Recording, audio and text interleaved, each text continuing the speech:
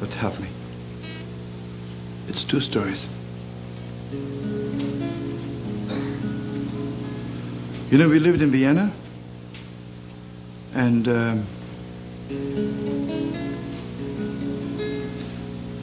we left in 1939. In 1939, it was impossible to walk on the street for a Jew, because you just disappeared. So Shabbos morning, it was the custom, because my father was the rabbi of the city, that the people would come 6 in the morning, and from 6 to 8 it was okay. And then people would daven fast and go home. And you know, my brother and I, we were little kids. If you don't see people a whole week, you're just so hungry to see some people. So we would wake up very early, and we would be sitting by the door to open the door for the people. And we would hear a little knock, and the Yiddish would just go in fast, can't close the door fast enough. On Shabbos morning, give me how many?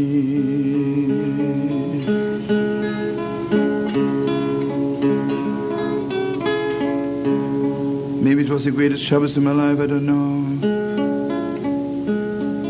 There was a knock on the door.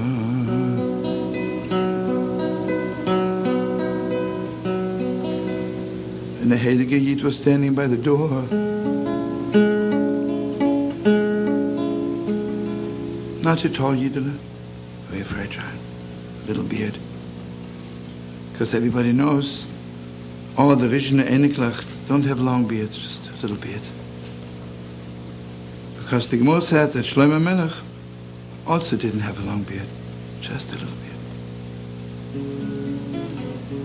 They had long past. And he began singing and joined me. Good Shabbos, good Shabbos. Good Shabbos, good Shabbos. Everyone join me. Good Shabbos, good Shabbos. Good Shabbos, good Shabbos. Good Shabbos, good Shabbos, good Shabbos.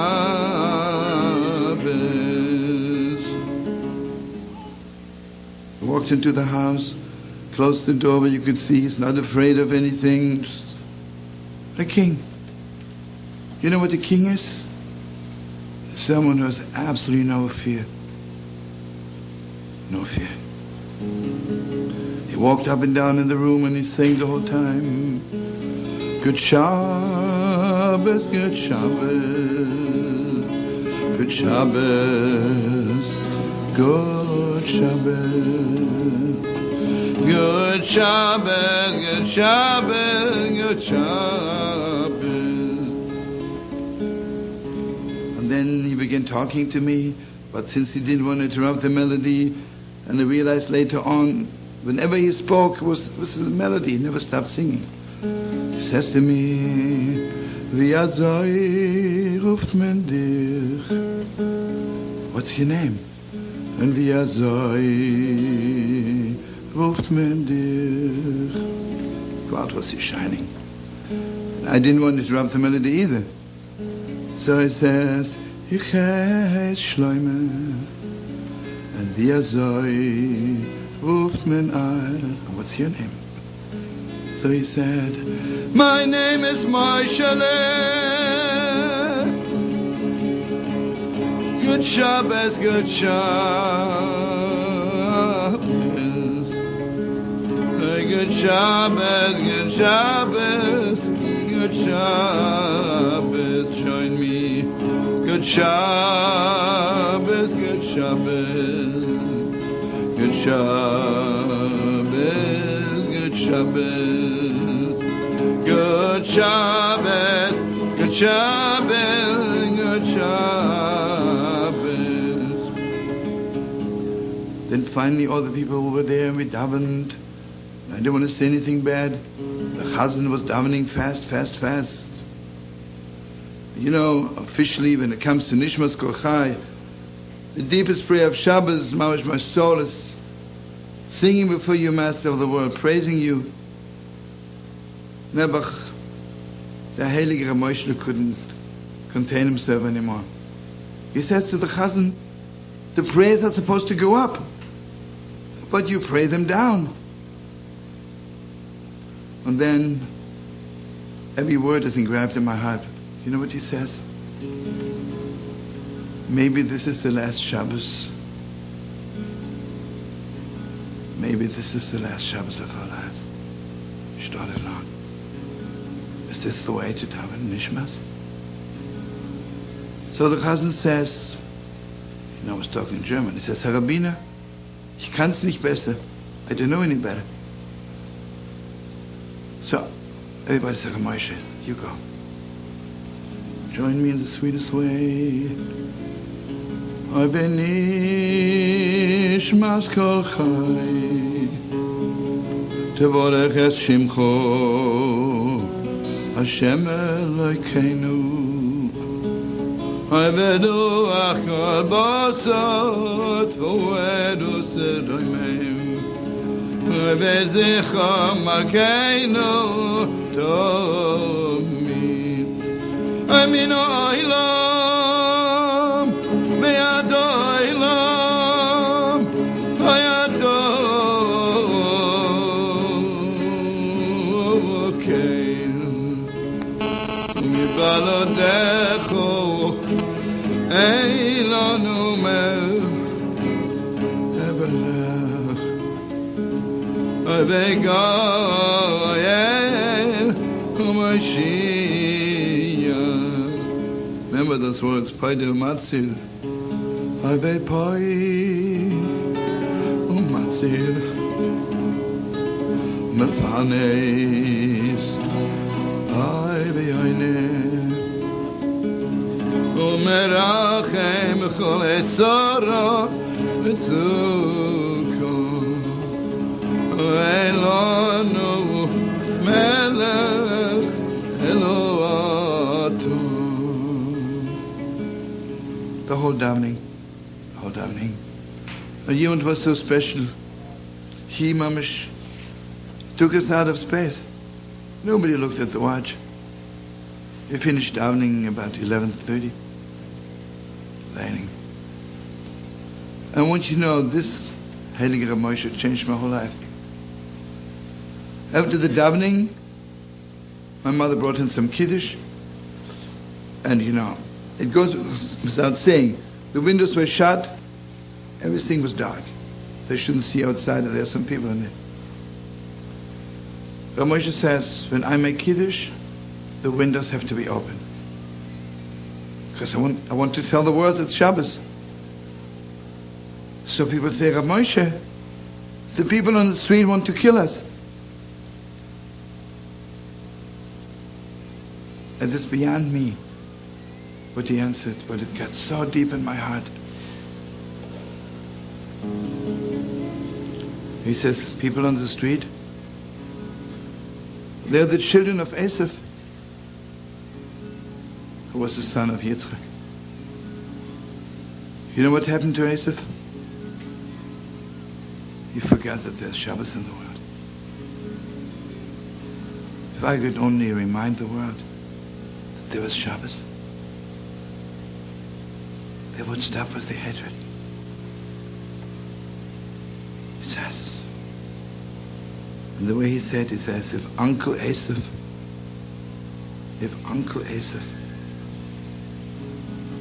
would remember it's Shabbos, he would change his ways.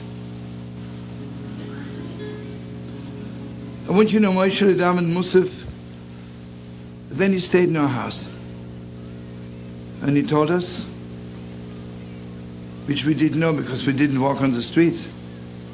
But we found out that on every street corner was a huge, like on the street signs, a big picture of Moshe.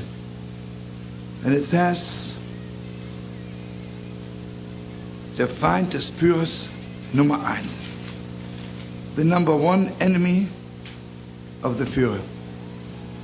And anybody who finds him gets 100,000 shilling. Why was he the arch enemy of the Führer? Because Rav Moshele, do you know how many hundreds, thousands of Yidden were grabbed on the street and never came home again? And Rav Moshele was up all night bringing food to their wife and their children who were afraid to walk on the street. One night he was caught, and one way or the other, he tore himself away. So Rav Moshe says, I only operate at night. He covered the whole area, Baden and Vienna. I don't know how he did it. He says, I'll come back Wednesday night one more time. He says, I'm coming back Wednesday night.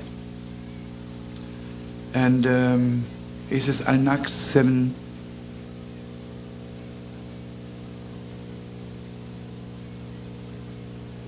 I will knock 7 times the Kovet Shabbos. And just, like, he became my Rebbe forever. Forever. And Wednesday night, we couldn't fall asleep, my brother and I. 4 o'clock sharp. There was 7 knocks on the door. And most people only say Good Shabbos on Shabbos, but not Rav Moshele. He was already preparing himself for something else. For the great Shabbos, which doesn't interest Abdullah. He opened the door and he was standing there again, mamish, b'simcha, without fear. He started singing, Good Shabbos, Good Shabbos, Good Shabbos, Good Shabbos, Good Shabbos, Good Shabbos, Good Shabbos. This was the last time I saw him.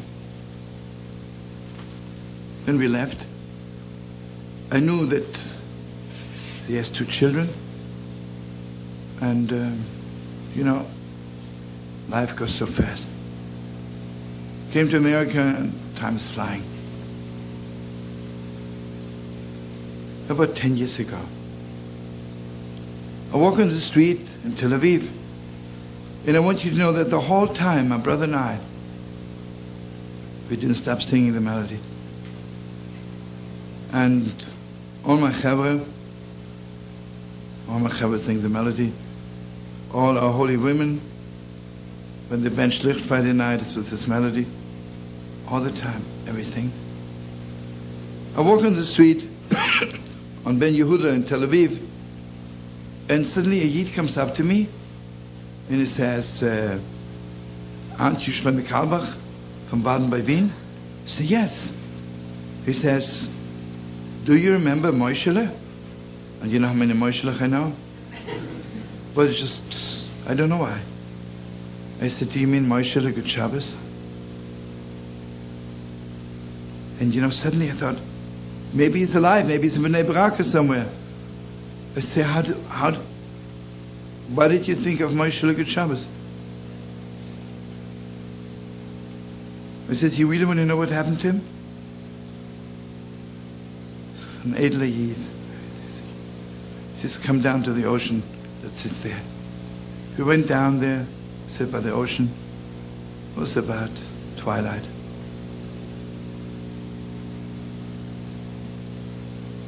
Obviously he wanted to tell me something heavy.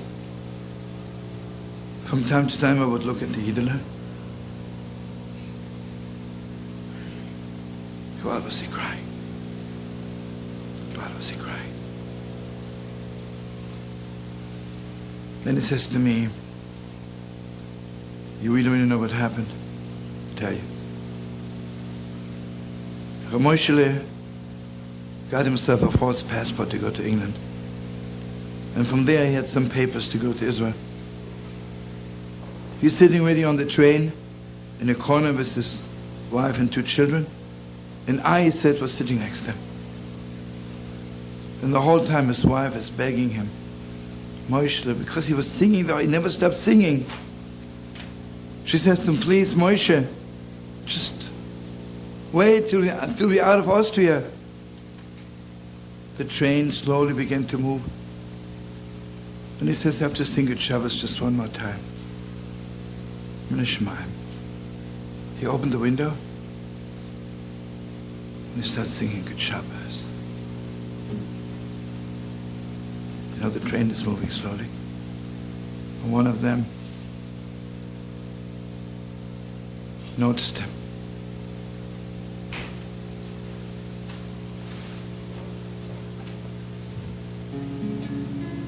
He just, in front of his children.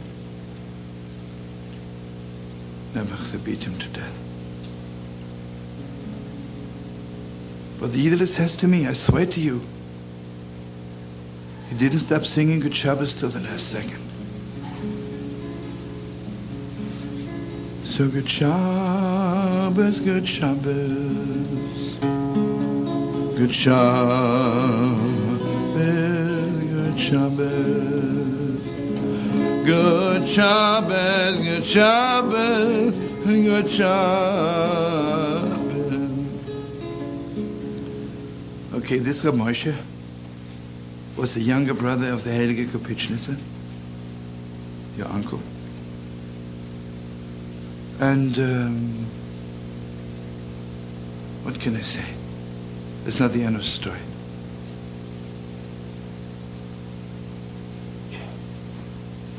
The story is that all my life, I was singing Good Shabbos, Good Shabbos. Nishmas Kochayo was singing. A few years ago, I was invited to sing at a bar mitzvah in Manchester. And I left Tel Aviv Friday morning, and there's a flight, Tel Aviv, London, Manchester. While we are sitting on the plane, there's an announcement that there is an airstrike in London, and airplanes are delayed 14 hours. So he says we are landing in Zurich, and that's all I can say. Next to me is a Yid, and he says to me, I told him, Gewalt, I have to be in Manchester Sunday, 2 o'clock in the afternoon. So he says, I'll tell you what, in Zurich, he says, take a plane to Brussels, to Antwerp, and stay Shabbos in Antwerp, because Sunday morning, 6 o'clock, you can get this, has a ship, it's, I don't know how, anybody knows? What? Hydrofoil. And you are at 10 o'clock in London, and then you get to Manchester. Okay, anybody who knows Antwerp, I check into a hotel, and go down Pelikanstraat, where all the Yidden are. And the first Yid, who I know, says to me, hey, are you Shabbos here? He says, be my guest and everything. While we're still talking, a young man walks, and you could see he's a king, a prince. He looked so familiar to me, but I never ask people, who are you? Because I always assume that I know them. So I'll ask later. He says to me, hey, Shlomo, you're here. Please come to my house for Shabbos. I says, I already promised this other Yidele. But he says, please give me your number. If I have a Malke, a gathering Saturday night, I'll invite you. Then he walked away. And I said to the person, who is this? He looks so familiar. I says, don't you know? He's the son of Moshele Good Shabbos. I remember Moshele had told us he has a son, Laser. Unbelievable. He looks like his father. Like all the Rishna Eniklach, little beard. Yes. Went to Shabbos, we had a gathering. And I say, Laser, do you know your father's niggin? No, God, he was too small to remember. So I said to him later, you know something? It's clear to me that the whole airstrike in London was only that I should go be Shabbos in Antwerp so I can give you over the niggin which your father left for you, and never had a chance to teach you. So I taught Laser the niggin. I want you to know all the people who were there. The floor was wet with tears. Can you imagine what it meant for Laser? I gave him all the millions his father left. But this is still not the end. I'm just telling you the other part of the story. On that Shabbos, I'm in Antwerp, I daven in Shotke Vaklois and Shotke Vesmelish. And maybe some of you know, some of us on the level, we're almost crazy about Sforim, about books. I have a lot of books, but I'm not always, is there any book I don't have yet? So I'm walking around in Shotke Vesmelish, hundreds of Sforim. Suddenly I see a sefer, which I've never seen before. You know, I'm sure some of you know how to learn. You know, there's one part of the Talmud Taras, the laws of purity, which very few people know. And there's a sefer. Unbelievable. He asks one question, one kasha,